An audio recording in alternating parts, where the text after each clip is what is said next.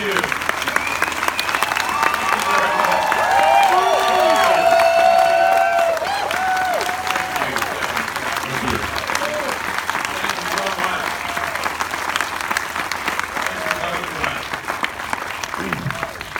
President, thank you so much for being here with us tonight. I mean, I think we share and clearly share in the acknowledgement that this is such a privilege to get to talk to you about this movie tonight. You know, very, very, very excited to talk to you. First, I just have a quick follow-up on our last discussion. My mother still wants to know if you'll marry her. So I'm going to keep asking. One of these days she's going to say yes. One of these days. This film, congratulations on this film. It is so powerful.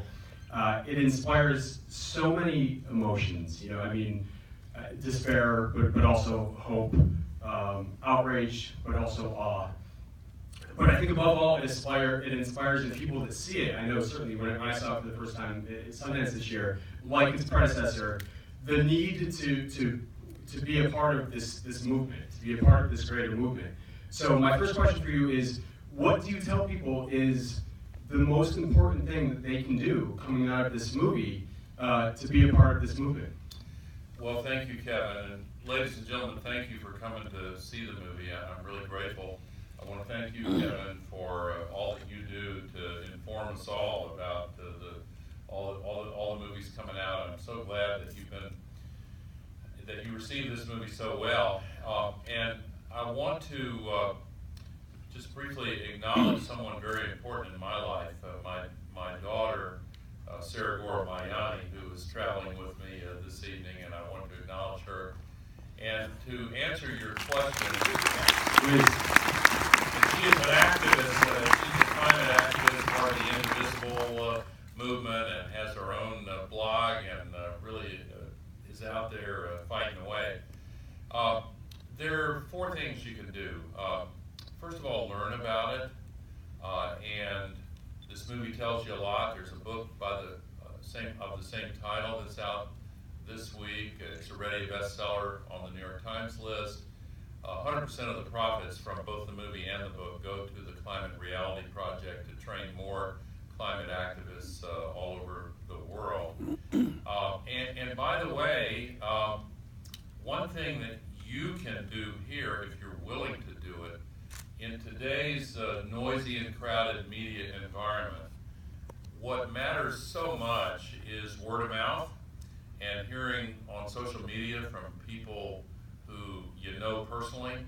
So if you liked it and you're willing to recommend it to others, the more people who see this movie, the greater chance we have to build this climate movement. I'm so grateful to the Indivisible movement, the Climate Reality Project, 350.org, the Sierra Club, all of which are organizing all over the country this weekend and this coming week around the opening of the movie all over the country.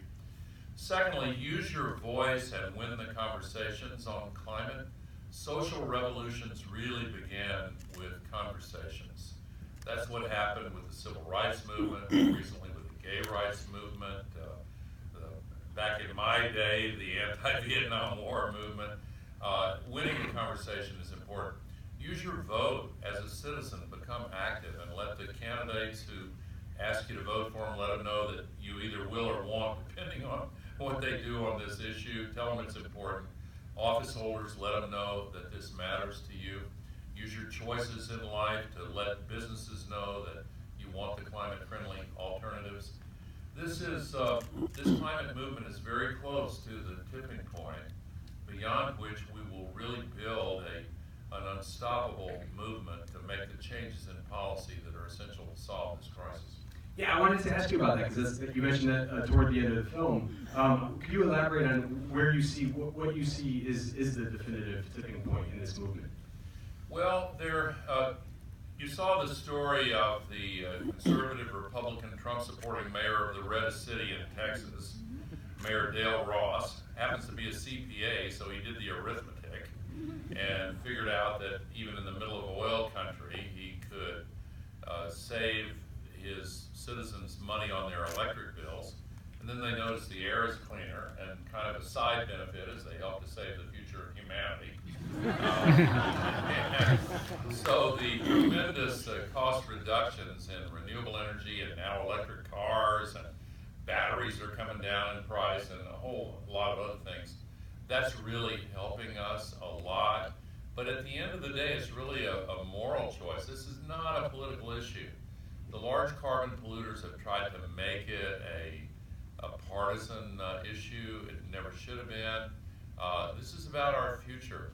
It's about our kids, our grandkids, and ourselves, because in the last decade since the first movie was made, these climate-related extreme events have become so common and so much more devastating. And you saw a bunch of examples, but you know, it's happening here in California, it's happening all over this country, all over the world. And it turns out Mother Nature has a more persuasive voice than any of us, and that is really waking a lot of people up, even if they don't want to use any of the phrases like global warming or climate crisis. They're feeling it in their own lives. So contribute to that movement with your own voice and be a part of it. Well, this film obviously is a sequel, and it's a sequel to a very successful film. I mean, the 2006 documentary, An Inconvenient Truth, really was instrumental in bringing the dialogue around global warming and climate change to the forefront of the public consciousness. What do you think, what are your hopes and aspirations for this film in terms of how it can affect a similar type of change? Well, the first movie a decade ago was directed by Davis Guggenheim. He did such an amazing job. He won the Oscar for it. And 10 years later, Participant Media, based here in LA, said, look, 10 years is a good time to come back to the audience and say what's new. Paramount, also based here in LA, has done an incredible job distributing and publicizing this movie, getting the message out. And my hope is that this movie, like the first one, will add to the momentum that we need to push us across the political tipping point. And you know, all of these great movements, and I mentioned something like this in the movie, but they're all difficult, and they've all experienced resistance to the point where the advocates sometimes felt despair. In the anti-apartheid movement in South Africa, Nelson Mandela said, it's always impossible until it's done. And to take a more recent example, if even 5 years ago, somebody had told me that in the year 2017, gay marriage would be fully legal in all 50 states, accepted, honored, and celebrated by 2/3 of the American people, I would have said, well, I sure hope so, but I think you're being naive and completely unrealistic. But it was done. It happened because it became a clear choice between what's right and what's wrong. God made people a certain way. What does it matter who you fall in love with? And people kind of got to the core of it and said, yeah, we're all Americans. What is this nonsense of just discriminating and putting hate on people because they fall in love differently than, you know, the majority does? So the climate movement is really close to that tipping point, and our task now is to push it over that political tipping point so we can really get on with this. The carbon polluters have tried to throw up roadblocks. They use the playbook from the tobacco companies when they tried to fool people into ignoring what the doctor said about cigarettes and lung cancer. And they hired the same PR firms, but people are seeing through it now. And now it's up to us at the grassroots level. President Trump said he's going to pull out of the Paris Agreement. I was worried when he did that, but the very next day, the entire rest of the world redoubled their commitments to the Paris Agreement, and your governor, Jerry Brown, stepped up. So many of the governors and mayors and business leaders said, hey, we're going to meet the commitments whether Trump wants us to or not. So we're moving now. This is, you know, it's not easy, nothing easy about it, but we've got the momentum now. Amen. And, you know, progress always wins in the end. Obviously, an uphill battle. You know, we've talked briefly about this in the past, but you know, I wanted to bring this up tonight.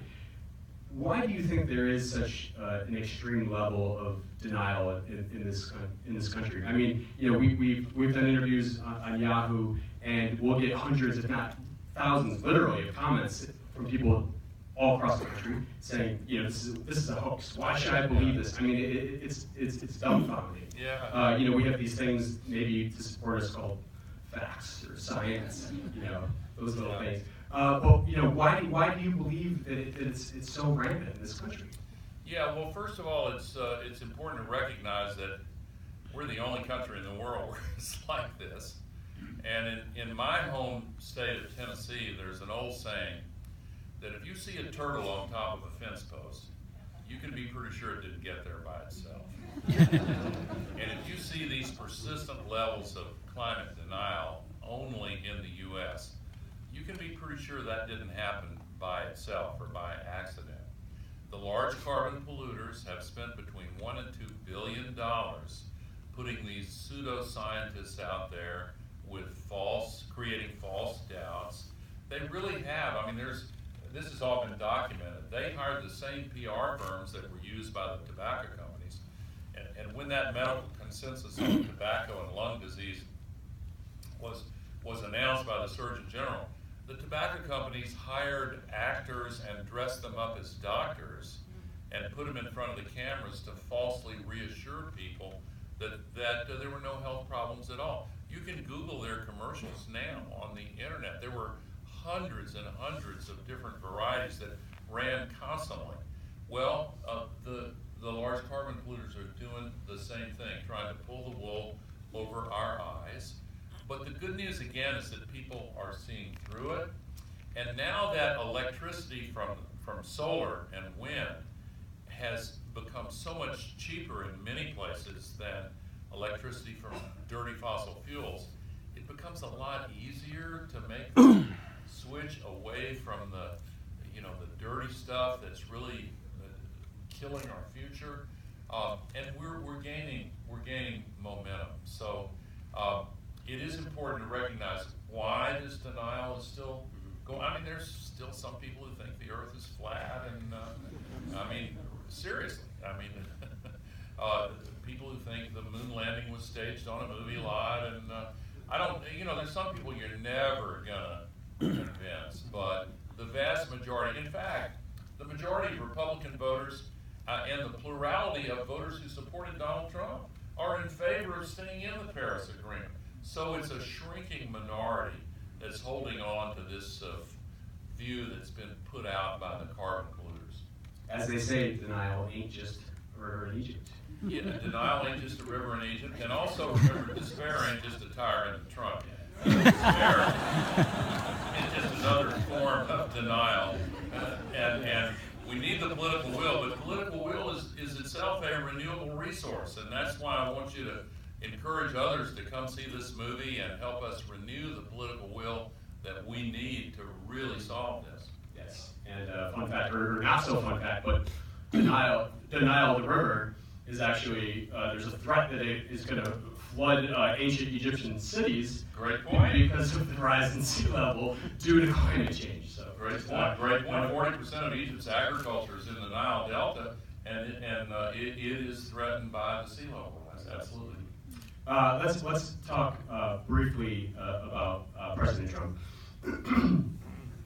Sorry, threw up a little in my mouth. So he obviously he plays a role in this film. It plays out almost like a plot twist to a certain degree. You know, things are going well. You have this coup in Paris with this agreement with India, a major triumph. We all know it's coming, but then, of course, the 2016 presidential election. It's portrayed in the film, and that wasn't the original cut of this film that you played Sundance.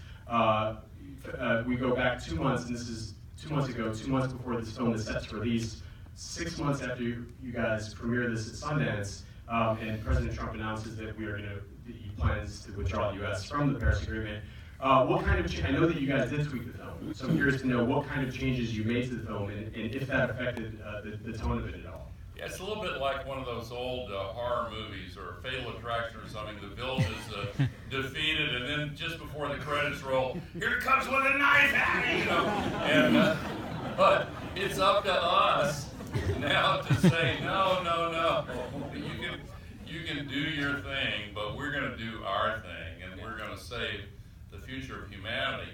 And as I said earlier, after he took the U.S. out of the Paris Agreement, everybody, not everybody, but the vast majority said, no, man, we're not going to go along with that. Now, you know, I want to be respectful of the fact that I'm dead certain that there's some people here in this audience who support Trump, still support Trump, and I know the majority don't, but I want to be respectful of those who do. I'll just say this, that I tried really hard to convince him to come to his senses. I thought he would, but I was wrong. He's got these climate deniers around him, and they kind of got control of his thinking. But you know, the people are not with him on this. He's present, yes. I mean, we're only 6 months into this experiment. Some experiments are ended early for ethical reasons. I'm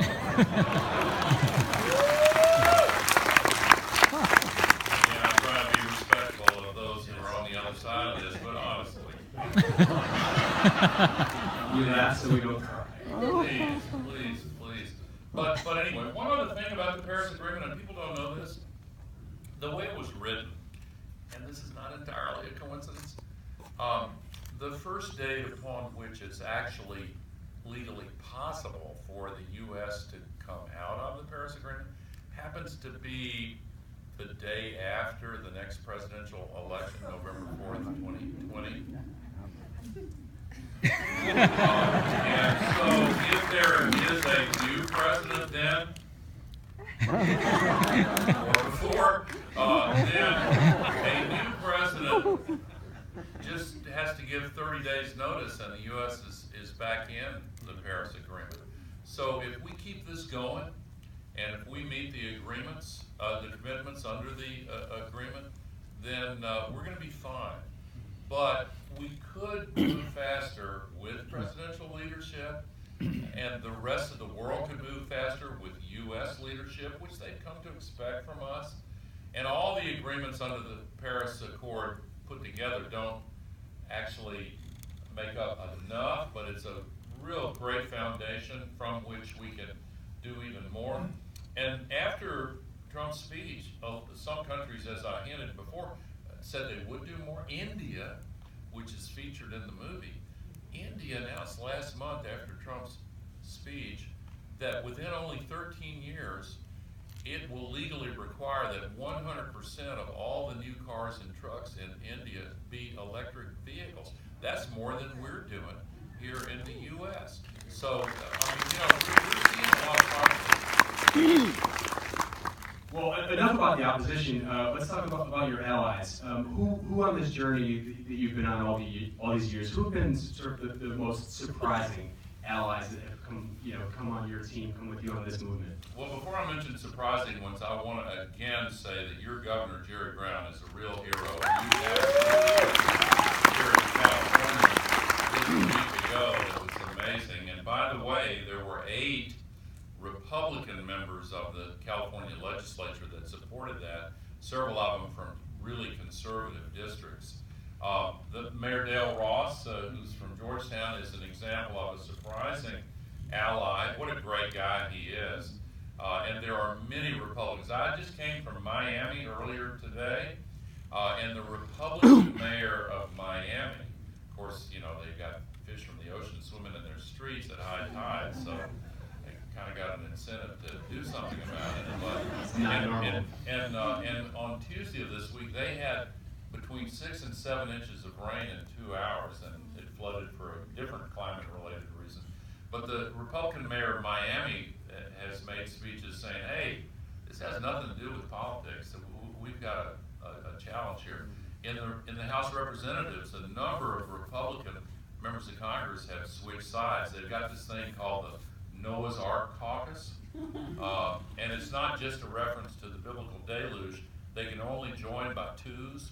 They have to have one Republican and one Democrat together to join. I think it's a pretty cool idea. And a number of Republicans are joining, so that's a surprising advance. Obviously, you are the face of this film and its predecessor, but we have to acknowledge your collaborators on it. The co-directors Bonnie Cohen and John. Oh my God, they're the ones that made it. It's their movie, and I'm kind of biased, but I think they did an awesome job. And they're from California, super directors. Yeah, tell us about what the filmmaking process and what your collaboration is with those two. Well, they had a different style from David Guggenheim on the first movie called Cinema Verite. I had to Google that, you know what it is. And basically what it means is they followed me around with their cameras for 2 years. You're in Hollywood, everyone knows what that means. Well, I'm new to this game, but they work so hard. There's an old saying from a Texas football coach, the harder I work, the luckier I get. They work so hard, and they must have left 1,000 times as much footage on the cutting room floor as what made it into the movie. And so it looks like they were lucky to get all the stuff that they did. A lot of those scenes, when I saw the first rough cut, I was really surprised because I'd forgotten they were there. It's human nature, and if you hadn't been through this, you may not find this easy to believe, but honestly, if they're around all the time, you just kind of, at times, forget it, and particularly if there's some emotional scene going on that captures all your attention, and so they really worked extremely hard. And it's a different kind of movie, and it's an emotional journey, and you end up feeling hopeful, but it leaves you with an increased sense of urgency, and again, I think they did a super job. Well, we've got to wrap this up in a minute, but I want to ask you, I mean, we've talked about, why 2017 was the right time for Truth to Power, and you told me that it was really the genesis behind it was that the 10-year anniversary. A lot of people from the beginning were asking you to make another follow-up, but when the 10-year anniversary came up, that's when things got real, and you started to reassess the progress that's been made and the new issues that have arisen, and the sea levels that have also arisen. But do you think, can you see yourself continuing to make these films? Will we see another one in 10 years? Is this going to be a trilogy? Well, this is opening night for this one. I mean, let's don't start thinking about another one, for goodness sake.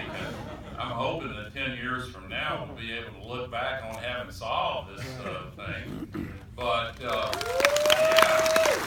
so done. But I want to again give props to Jeff Skoll, who started Participant Media. He makes a lot of really soulful, committed documentaries on a lot of issues.